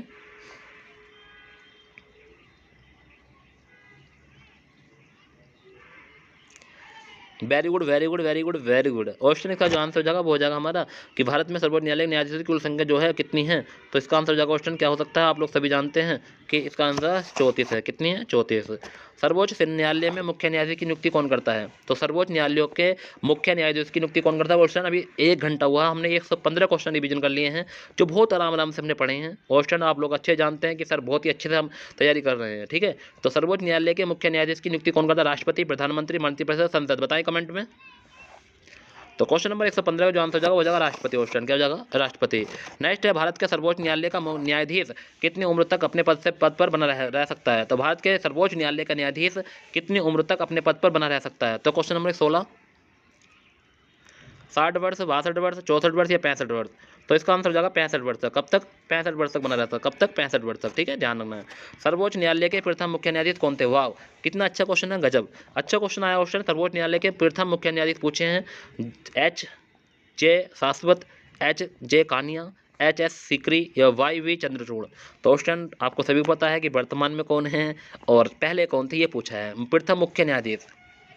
तो स्टूडेंट वर्तमान बता दें पहले, तो चलो वर्तमान बताए ना, है इसमें ऑप्शन? यार वेरी गुड, कमेंट तो ऐसे करते हो student, very good, well done, बहुत बढ़िया। तो इसका जो पूछा है क्वेश्चन प्रथम न्यायाधीश पूछा है, तो इसका जो आंसर हो जाएगा क्वेश्चन क्या हो सकता है? इसका आंसर हो जाएगा H.J. कानिया। कौन थे? H.J. कानिया। नेक्स्ट, संविधान की व्याख्या करने का अंतिम अधिकार किसे प्राप्त है? लोकसभा अध्यक्ष, राष्ट्रपति, सर्वोच्च न्यायालय, महान्यायाधीश? तो संविधान की व्याख्या करने का अंतिम अधिकार जो प्राप्त है वो किसे है? क्वेश्चन नंबर 118 का आंसर बताएं। तो सर्वोच्च न्यायालय को है। किसे है? सर्वोच्च न्यायालय। ऑप्शन नंबर सी हो जाएगा। वेरी गुड, बहुत बढ़िया, कमेंट करते रहें क्वेश्चन, मेरा इंतजार ना करें, पहले ही कमेंट कर दिया करें। तो सर्वोच्च न्यायालय की पहली महिला न्यायाधीश थी, तो सर्वोच्च न्यायालय की पहली महिला न्यायाधीश थी लीला सेठ, एम फातिमा बीबी, सुंदरा भंडारे या इंदिरा जय सिंह? तो बताना है सर्वोच्च न्यायालय की पहली महिला न्यायाधीश कौन थी? तो क्वेश्चन नंबर 119 का आंसर आप सभी जानते हैं और कमेंट करेंगे धड़ेले से। करो कमेंट क्वेश्चन, जितने भी लोग देख रहे हैं सब कमेंट करो, पहले करिए। अरे कमेंट तो करो मेरे भाई, सभी करें कमेंट, जितने भी लोग देख रहे हैं वीडियो करिए। तो very good, very good, very good, very good, very good, very good, very good, very good. चलिए, इसका जो आंसर हो जाएगा क्वेश्चन वो क्या हो सकता है? आप सभी जो जानते हैं, वी आंसर हो जाएगा एम फातिमा बीबी। नेक्स्ट, निम्न में से भारत के किस मुख्य न्यायाधीश ने राष्ट्रपति के रूप में काम किया? Justice M Hidayatullah, justice P.N. Bhagwati, justice V.K. Mukherjee, justice M.C. Mahajan? तो बताना है कि भारत के किस मुख्य न्यायाधीश ने राष्ट्रपति के रूप में काम किया? तो क्वेश्चन नंबर 120 का आंसर आप सभी लोग जानते हैं, कमेंट करेंगे। Justice M. हिदायतुल्ला। किसने किया था? Justice S. हिदायतुल्ला। ठीक है, नेक्स्ट है, देखो यूपी ट्रिपल पैट के लिए महत्वपूर्ण है क्वेश्चन, क्योंकि आपको पता है कि हमारा यूपी ट्रिपल एग्जाम करीब है, उसके लिए हम पढ़ रहे हैं। नेक्स्ट, क्वेश्चन नंबर 121, भारत में सर्वोच्च न्यायालय की स्थापना हुई थी 1950 के संसद के एक अधिनियम द्वारा, भारतीय स्वतंत्रता अधिनियम 1947 के द्वारा, भारतीय संविधान के द्वारा, भारत सरकार अधिनियम 1935 द्वारा? तो भारत में सर्वोच्च न्यायालय की स्थापना हुई थी भारत सरकार अधिनियम 1935 के द्वारा। तो इसका जो आंसर हो जाएगा वो हो जाएगा डी आंसर। क्या हो जाएगा? डी आंसर, कि भारतीय संविधान सरकार अधिनियम 1935 के द्वारा। ठीक है, नेक्स्ट अगला प्रश्न देखेंगे, सर्वोच्च न्यायालय के न्यायाधीशों की संख्या में वृद्धि करने का शक्ति किसके पास है? तो सर्वोच्च न्यायालय के न्यायाधीशों की संख्या में वृद्धि करने का शक्ति किसके पास है? राष्ट्रपति, संसद, प्रधानमंत्री या विधि मंत्रालय? तो क्वेश्चन नंबर 122 का आंसर बताएं। तो क्वेश्चन नंबर 122 का आंसर हो जाएगा संसद। किसके पास है? संसद के पास है।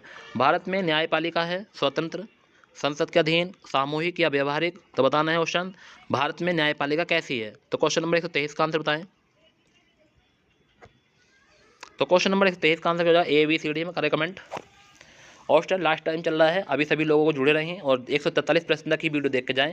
कुछ टाइम में आपके सभी प्रश्न कंप्लीट हो जाएंगे ऑप्शन, और आपको पता भी नहीं चलेगा। तो इसका आंसर हो जाएगा ऑप्शन, क्या हो जाएगा ऑप्शन? इसका आंसर स्वतंत्र है। कैसी है? स्वतंत्र। ऑप्शन जब हम सब देखते हैं तो पता नहीं चलता टाइम का, ठीक है। तो देखिए हमने 124 प्रश्न का आंसर पर आ चुके हैं कि भारत में कुल कितने उच्च न्यायालय हैं? 15, 18, 25, 18, 28। तो बड़े ऑप्शन कमेंट करें कि भारत में कुल कितने उच्च न्यायालय हैं? 15 हैं, 18 हैं, 25, 28 है। तो भारत में कुल उच्च न्यायालय की संख्या कितनी है? ऑप्शन कमेंट करें ABCD। क्या आंसर है? इसका आंसर हो जाएगा 25 है। कितने हैं? 25। उच्च न्यायालय के मुख्य न्यायाधीश की नियुक्ति कौन करता है? तो उच्च न्यायालय के मुख्य न्यायाधीश की नियुक्ति कौन करता है? राज्यपाल, राष्ट्रपति, प्रधानमंत्री या सर्वोच्च न्यायालय का मुख्य न्यायाधीश? तो उच्च न्यायालय के मुख्य न्यायाधीशों की नियुक्ति कौन करता है? बताना है कमेंट में। क्वेश्चन नंबर 125 का आंसर। वेरी गुड, बहुत बढ़िया। कौन करता है? वो राष्ट्रपति करता है। कौन करता है? राष्ट्रपति। अब हम देखेंगे उच्च न्यायालय के न्यायाधीश की आयु किस आयु तक अपना पद धारण कर सकता है? तो उच्च न्यायालय का न्यायाधीश किस आयु तक अपना पद धारण कर सकता है? 58 वर्ष, 60 वर्ष, 62 वर्ष या 65 वर्ष? तो क्वेश्चन नंबर 126 का आंसर बताएं। तो क्वेश्चन नंबर 126 का आंसर है 62 वर्ष तक। कब तक? 62 वर्ष तक। जिला प्रशासन चलेगा उस टाइम। अब हमारा पॉइंट लास्ट पॉइंट चल रहा है उस टाइम, जिला प्रशासन। जिला प्रशासन में सबसे महत्वपूर्ण एवं शीर्ष अधिकारी कौन है? जिलाधिकारी, कल्याण पदाधिकारी या उप संभागीय अधिकारी, जिला नियोजन पदाधिकारी? तो आपको सही बताया, जिला प्रशासन में सबसे महत्वपूर्ण एवं शीर्ष अधिकारी कौन है? जिलाधिकारी है। ऑप्शन नंबर ए। नेक्स्ट है, निम्न में से कौन से कार्य जिला कलेक्टर से के कार्य हैं? तो निम्न में कौन से कार्य जिला कलेक्टर के कार्य हैं? राजस्व कार्य है, आबकारी कार्य है, दंडाधिकारी कार्य के रूप में, उपयुक्त सभी? तो बताना है, राजस्व कार्य है, आबकारी कार्य है, या दंड अधिकारी के रूप में, या उपयुक्त सभी? तो क्वेश्चन नंबर 28 का आंसर हो जाएगा सभी हैं। तो कौन से कार्य कलेक्टर के कार्य हैं? उपयुक्त सभी हैं। सभी ध्यान रखना, ठीक है। नेक्स्ट है, जिला ग्रामीण विकास एजेंसी का कार्य क्या है? तो जिला ग्रामीण विकास एजेंसी का कार्य क्या है? कि विकास कार्य योजना बनना, निगरानी करना, क्रियान्वयन करना या उपयुक्त सभी? तो जिला ग्रामीण विकास एजेंसी का कार्य क्या है? तो विकास कार्य योजना बनाना, निगरानी करना या क्रियान्वयन करना या उपयुक्त सभी? क्वेश्चन नंबर 129 का आंसर बताएंगे।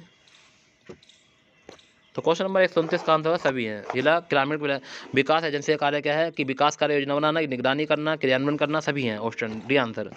नेक्स्ट है, जिला ग्रामीण विकास एजेंसी के शासी निकाय में कौन से पदाधिकारी सदस्य के रूप में शामिल होते हैं? जिला समाहर्ता, जिला नियोजन अधिकारी, जिला कृषि पदाधिकारी या उपयुक्त सभी? तो क्वेश्चन नंबर 130 का आंसर बताएं। तो क्वेश्चन नंबर 130 हो जाएगा उपयुक्त सभी, ठीक है, डी आंसर। नेक्स्ट है क्वेश्चन नंबर 131। अब चलता है स्थानीय निकाय तथा पंचायती राज संस्था। तो भारत ऑप्शन हम समाप्ति की ओर चल रहे हैं इस टाइम। मात्र हमारे 13-14 प्रश्न और बचे हैं। आप लोग बने रहे मेरे साथ कि भारत में सही मायनों में स्थानीय स्वशासन का जनक किसे कहा जाता है? Lord Mayo, Lord Ripon, Lord Curzon या लॉर्ड क्लाइव? तो भारत में सही मायनों में राष्ट्रीय स्वशासन के जनक किसे माना जाता है? ऑप्शन तो बताएं कमेंट में। क्वेश्चन नंबर 80 यानी कि 131 का, ठीक है। तो 131 का आंसर क्या हो जाएगा? ऑप्शन बताएंगे। तो 131 का आंसर क्या हो सकता है? तो Lord Ripon. Option number B हो जाएगा। ऑप्शन क्या हो जाएगा? Option number B. नेक्स्ट है, स्थानीय स्वशासन की सर्वोत्तम व्याख्या यह की जा सकती है कि वह एक प्रयोग है संघवाद का, लोकतांत्रिक विकेंद्रीकरण का, प्रशासनिक परिवर्तन का और प्रत्यक्ष लोकतंत्र का। ऑप्शन कमेंट करें। क्वेश्चन नंबर 132 का आंसर जल्दी कमेंट करें ऑप्शन। और जितने लोग जा चुके हैं उनसे हमें कोई लेना देना नहीं है। ऑप्शन तुम लोग बने हुए हैं तो आप जरूर बेनिफिट पाओगे, जरूर मिलेगा। मेरी दुआ है आपके साथ, ठीक है। आप लोग बने रहें। मैं आप सभी के लोगों को दुआ करूँगा कि आप लोग जल्द से जल्द जॉब लग जाए। ऑप्शन अगर जॉब मेरी वीडियो देख रहा है, जितने ही बच्चे वीडियो देख रहे हैं, मैं सभी के लिए दुआ करता हूँ ऑप्शन कि आपकी सभी की जॉब लगे, अच्छे से जॉब लगे और अच्छे आप जल्द से जल्द मेहनत कर लो और अच्छे से और जॉब लग जाएगी, ठीक है, इसी बार, ठीक है। अगर आप उत्तर प्रदेश पुलिस की तैयारी कर रहे हैं तो उत्तर प्रदेश पुलिस में बहुत सारे बच्चे की जॉब लगेगी इस बार, जो बच्चे मेहनत कर रहे हैं। और जो बच्चे अभी भी यूपी ट्रिपल पैट का एग्जाम देने जाएंगे तो 80+ नंबर उनके भी आएंगे, जो बच्चे इस बार मेहनत कर रहे हैं और अच्छे से वीडियो को देखकर अपने क्वेश्चन याद कर रहे हैं, ठीक है। एक बार में नहीं याद हो, 2 बार देखिए, 2 बार में याद नहीं 3 बार देखिए क्वेश्चन, जितनी बार आपका मन करे उतनी बार देखिए, मगर क्वेश्चन को याद जरूर करके जाना, ठीक है। तो स्थानीय स्वशासन की सर्वोच्च व्याख्या यह की जा सकती है एक प्रयोग है। तो होता है क्वेश्चन नंबर 132 का आंसर। तो क्वेश्चन नंबर 132 का जो आंसर हो जाएगा वो हो जाएगा लोकतांत्रिक मानते हैं विकेंद्रीकरण का, ठीक है, ऑप्शन नंबर बी। नेक्स्ट है पंचायती राज का प्रधान लक्ष्य है ग्रामवासियों के मध्य प्रतिद्वंदियों का बढ़ावा, चुनाव में लड़ने के लिए ग्रामवासियों को प्रशिक्षण देना, या ग्रामवासियों की शक्ति का विकेंद्रीकरण, या उपयुक्त में से कोई नहीं। तो पंचायती राज का प्रधान लक्ष्य क्या है? तो क्वेश्चन नंबर 133 का आंसर बताएं। तो क्वेश्चन नंबर 133 का आंसर हो जाएगा ग्रामवासियों में शक्ति का विकेंद्रीकरण, ठीक है, ऑप्शन सी आंसर। नेक्स्ट है पंचायती राज का मुख्य उद्देश्य क्या है? कृषि उत्पादन को बढ़ावा, रोजगार बढ़ावा, लोगों को राजनीतिक जागरूकता को बढ़ाना, लोगों को विकासमूलक प्रशासन में भागीदारी योग्य बनाना। क्वेश्चन नंबर 134 का आंसर आए। तो क्वेश्चन नंबर 134 का कमेंट करेंगे स्टूडेंट कि पंचायती राज का मुख्य उद्देश्य क्या है? तो इसका आंसर है डी कि लोगों को विकासमूलक प्रशासन के भागीदारी योग्य बनाना, ठीक है, ऑप्शन नंबर डी। नेक्स्ट है सरकार की पंचायती राज प्रणाली की मुख्य विशेषता बतानी है, क्या है? तो इसमें सरकार की 3 श्रेणियां होती है। इसमें लक्ष्य गाँवों को सामाजिक और आर्थिक न्याय प्रदान करना, जिला परिषद में इसके सदस्य के रूप में कुछ सांसद होते हैं या उपयुक्त सभी। तो बताना है कि सरकार की पंचायती राज प्रणाली की प्रमुख विशेषता क्या है? तो क्वेश्चन नंबर 135 का आंसर क्या होगा? तो ऑप्शन सभी हो जाएगा, ऑप्शन सभी सही है। तो ध्यान रखना है कि पहली है इसमें सरकार की 3 श्रेणियां होती है। इसमें लक्ष्य गाँवों को सामाजिक और आर्थिक न्याय प्रदान करता है, जिला परिषद में इसके सदस्य के रूप में कुछ संसद होते हैं, ठीक है, ऑप्शन नंबर डी हो जाएगा। नेक्स्ट है क्वेश्चन नंबर 136 पंचायत के संस्थापन के संबंध में भारत के संविधान के उपबंध निम्नलिखित में किस एक राज्य पर लागू नहीं होते? मेघालय, त्रिपुरा, असम या गोवा। तो पंचायत के संस्थापन के संबंध में भारत के संविधान के उपबंध निम्नलिखित में किस एक राज्य पर लागू नहीं होते हैं? बताना है कमेंट में 136 का आंसर। ऑस्ट्रेलिया हम समाप्ति की ओर हैं और आप लोग बने रहे 147 तक, और लास्ट में ये बता जाए आपका स्कोर कितना रहा। ऑस्ट्रेलियन पेन कॉपी भी निकाल लिया करो और लिख लिया करो कि हम कौन से क्वेश्चन का हमें क्या देना है, ठीक है, और बाद में चेक कर लिया करो जब भी हाथों हाथ जब मैं आंसर बता दिया करूँ। तो क्वेश्चन नंबर 36 का आंसर हो जाएगा ए आंसर, मेघालय पर। एक साथ है भारत में संविधान की 11वीं अनुसूची द्वारा पंचायती राज संस्थानों को न्यायगत किया गया है कि विषय निम्नलिखित में कौन सा सही है? नहीं है। 11 पारंपरिक ऊर्जा संस्थान, सड़कें, उच्च न्यायालय, पुस्तकालय। बताना है। क्वेश्चन नंबर 137 का जो आंसर हो जाएगा ऑप्शन हो जाएगा सी, क्या हो जाएगा? उच्च शिक्षा। नेक्स्ट है 73वें और 74वें संविधान अधिनियम के विषय में निम्नलिखित कौन सा कथन सही नहीं है? इनमें सभी राज्यों के लिए यह अधिआदेशात्मक हो जाता है कि वे शासन के 3 स्तरीय प्रणाली को स्थापित करें। प्रतिनिधि को 5 वर्ष के लिए प्रत्यक्ष निर्वाचित होने की चाहिए। सभी पंचायतों में सभी स्तरों कुल सीटों का 1/3 सीटों का महिलाओं के लिए अनिवार्य आरक्षण होना चाहिए, ठीक है। यह दिए गए निम्न सही बताना है, पहला दूसरा और तीसरा, पहला दूसरा और तीसरा, केवल फर्स्ट। तो बताना है क्वेश्चन नंबर 37 का आंसर क्या हो जाएगा? तो क्वेश्चन नंबर 138 क्वेश्चन नंबर 138 का आंसर होगा दूसरा और तीसरा। कौन सा? दूसरा और तीसरा। देख ले एक बार और देख लेंगे दूसरा और तीसरा क्या है। क्वेश्चन था 73 और 74 संविधान अधिनियम के विषय में निम्नलिखित कौन सा कथन सत्य सही है? तो दूसरा और तीसरा देखेंगे। दूसरा है प्रतिनिधि 5 वर्ष के लिए प्रत्यक्ष निर्वाचित होना चाहिए, वेरी गुड। सभी पंचायत में सभी स्तर के कुल सीटों का 1/3 सीटों का आरक्षण महिला के लिए निर्वाचित होना चाहिए, सही है। दूसरा और तीसरा सही, वेरी गुड। ग्राम सभा का अभिप्राय है, ग्राम सभा का अभिप्राय क्या है ऑप्शन बताना है। क्वेश्चन नंबर 139 पहला ऑप्शन है जिला एक पंचायत क्षेत्र के लोग, जिलाधिकारी का अभिसूचित पृष्ठ लोग। ऑप्शन सी है ग्राम स्तर के पंचायत क्षेत्र में निर्वाचन नामबली के पंजीकरण लोग या पंचायत के सदस्य। ऑप्शन इसका आंसर क्या हो जाएगा? इसका आंसर होगा सी आंसर कि ग्राम स्तर के पंचायत क्षेत्र में निर्वाचन नामबली के पंजीकृत लोग। ऑप्शन नंबर सी।